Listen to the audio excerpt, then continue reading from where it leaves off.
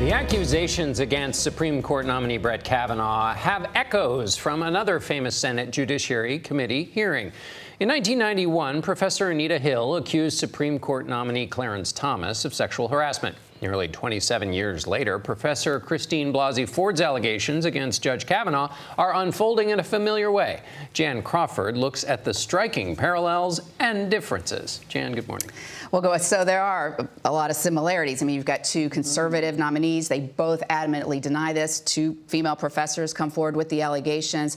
But there are a lot of key differences. And also, it's a different time.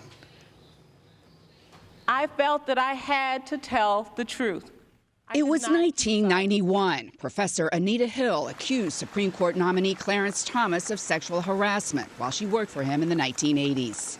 He spoke about acts that he had seen in pornographic films involving such matters as women having sex with animals and films showing group sex or rape scenes.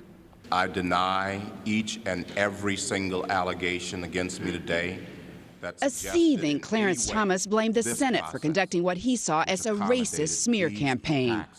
As a black American, as far as I'm concerned, it is a high-tech lynching for uppity blacks. So when you think about Anita Hill, what do you think happened there? I mean, was she a pawn? Was she a liar? Was she, you clearly believe she was not telling the truth. I really don't care enough to think. Let me just be honest with you. What I care about is that responsible people didn't put an end to this nonsense. Professor, do you swear to tell the whole truth and nothing but the truth, so help you God? I do. The all-male, all-white members of the Senate Judiciary Committee attacked Hill's credibility. That angered Georgetown law professor Emma Coleman Jordan. She advised Hill at the time and sees parallels with today's Ford Kavanaugh hearing.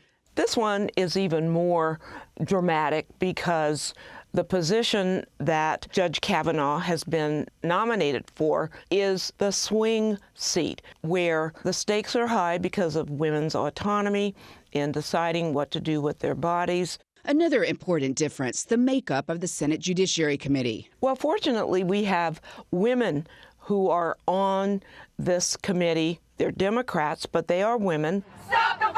And the culture has changed. Ford's allegations of sexual misconduct come in the wake of the raging Me Too movement. Once the allegation of sexual impropriety is made, then it tends to stick.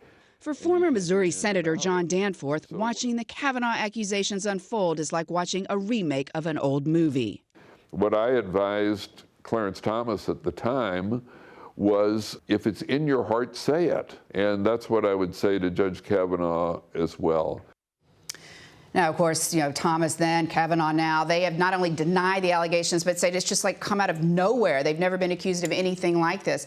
Thomas was ultimately confirmed to the Supreme Court, of course. But what's interesting, if you look back at polls at the time, a majority of the American people did not believe Anita Hill after they testified. Only 27% after her testimony thought she was telling the truth. Yeah, it's so eerily similar, these two cases. Thank you very much, Jan.